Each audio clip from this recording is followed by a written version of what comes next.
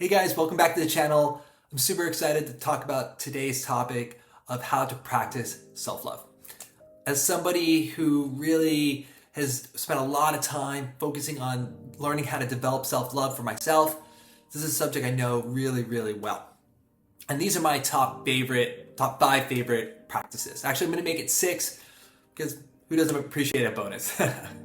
That said, before we dive in, I think it's important to understand why self-love is so important. And so for me, this journey of understanding why self-love is so important and learning to practice these different techniques started around 7-8 months ago. I had definitely done some self-love practices in the past, but they were more indirect. And then around 7-8 months ago, I was in this relationship that was really causing a lot of stuff to come up in me. And I was realizing that I was trying to use this relationship, this person, to fill this gap inside myself. This hole of just not believing in myself and not having confidence in myself.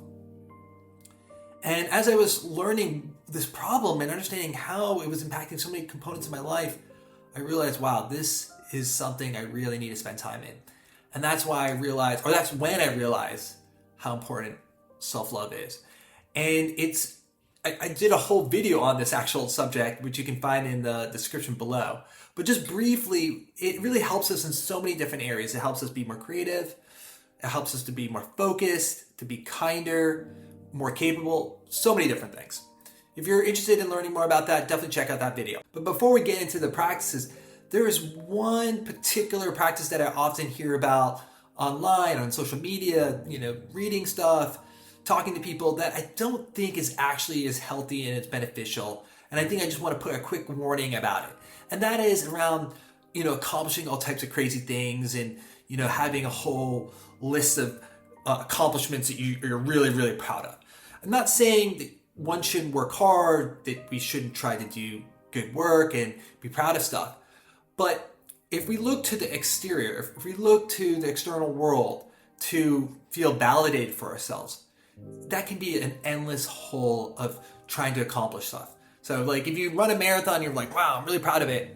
The next day you're going to feel, okay, what can I work on to feel proud of, right? And that can be this endless cycle. Instead of learning how to cultivate and change our mental mindset about who we are, how we believe about ourselves. And that's a mental reprogramming that we need to do.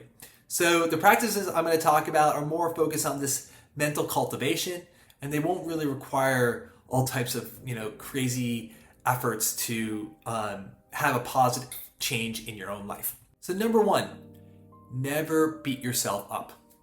This one is super important. So if you're going to do any of these tactics that I mentioned in this video, or maybe in other videos you're watching, if you continue to beat yourself up, it's almost like you're swimming in a circle or just treading water. You're not really going to get too far. If you're one moment trying to tell yourself, I'm great or I'm wonderful, and then the next moment you're beating yourself up.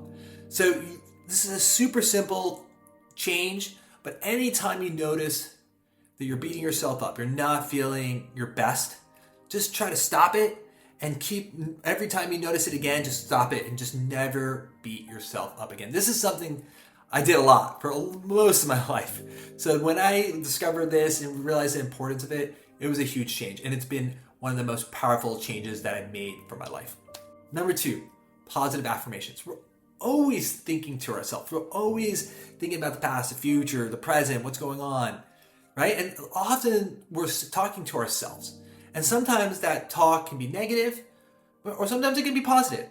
And so the power of positive affirmations is just to keep reprogramming our mind to think more positively about who we are. And the more we think more positively about who we are, it creates these neural pathways in our minds. And the more those neural pathways get firm in our brain, the more they create this behavior and this self-belief, self-confidence within ourselves. So things like, I am amazing. I am hardworking. I am kind. I am generous. I am funny. Whatever, the thing that you want to believe in about yourself, if you keep saying those things, slowly but surely, they will sink into your mind as this new self-belief, and they will develop and cultivate into true self-love for yourself. Number 3, surrounding yourself with positive individuals, people that are uplifting you, making you feel loved, making you feel supported, giving you trust and belief in yourself, right? There's often the saying that goes around saying, we are only the average of the 5 people that we spend the most time with. Something like that, I think it is. So if you think about it, like if you spend time with negative people, depressed people, angry people, it's hard to be positive when all these people around you are feeling so negative and talking in an unhealthy way. But instead, if you can surround yourself with people that are trying to grow, trying to be better, trying to be kind and generous and positive, that are loving you and supporting you and believing you, it's just a matter of time that you're going to believe in yourself. You're going to feel great. You're going to want to go out there and have healthy habits and do great things and be kind and generous. So surrounding yourself with those type of people, healthy individuals, is incredibly important to develop self-love. If you guys have a self-love practice that you love that I haven't mentioned yet or didn't mention at all in this video, just put it in the comments below. I love to hear new ideas. I'm sure folks that are watching this video would also love to hear different ideas, so leave a comment below. So number 4 is meditation. This was where my self-love journey started, really. This was about 6 years ago when I started practicing Vipassana meditation. Like I said, this was less direct for me at that time in terms of building self-love, but practicing meditation every day quieted the noise in my mind, all this negative talk in my mind about who I was, what I should be doing, what I should have said, who I should have talked to, all these type of things. And so meditation can be super powerful in terms of developing self-love, often in a little bit more of an indirect way. So just practicing, 5 minutes, 10 minutes, 15 minutes every day, just to calm our mind down, to learn to be still, to quiet the noise in our brain, can really help to develop peace within us, kindness, generosity, and then indirectly, this self-love, self-belief in ourselves. Number 5, mirror work. This is a bit similar to positive affirmations, but in a sort of different way.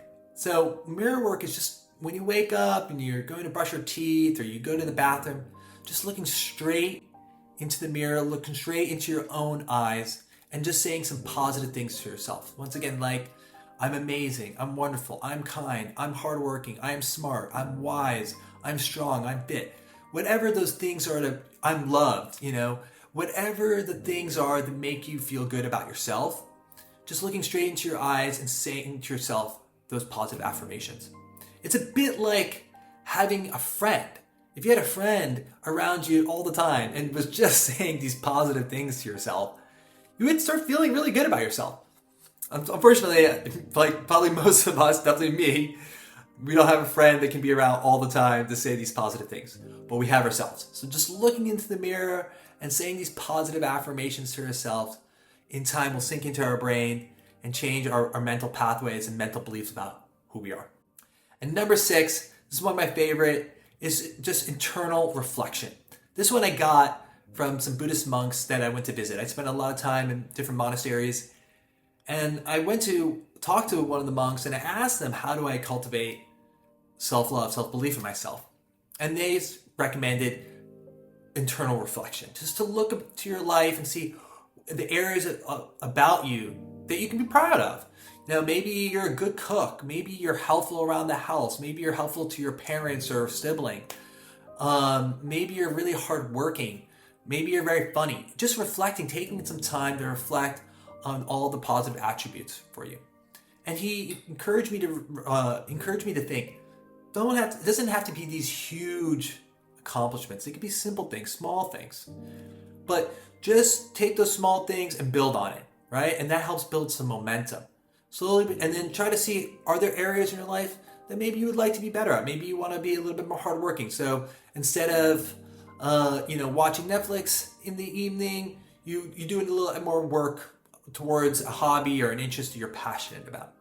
Maybe you want to, get a little bit more fit. So instead of only working out once a week, you up it to 2 or 3 times a week. Just start small, and that self-belief, that self-reflection that you're reflecting on and realizing about yourself will slowly help you build some momentum towards cultivating more and more of you into the habits and the behaviors that you're proud of and that you can really lean on to develop that self-love within yourself. So that's my top 6 favorite self-love practices. Curious to hear which one of those really resonated the most for you. Leave a comment below if there's something that you really liked or something that maybe I missed that I can add to the next video. But a key thing to remember is self-love is not something you're gonna watch this video and do it once and be done with. No, it's a daily practice, or something you should practice multiple times in a week. It should be part of your mental hygiene. Think of it a little bit like your physical hygiene. You make sure to make time for brushing your teeth and showering and eating healthy. The same goes for our minds. Really important to keep our minds healthy. And self-love, this one little practice of self-love can really have a huge, powerful impact in various parts of the life. And if you're curious about that, check out this video over here. Thanks.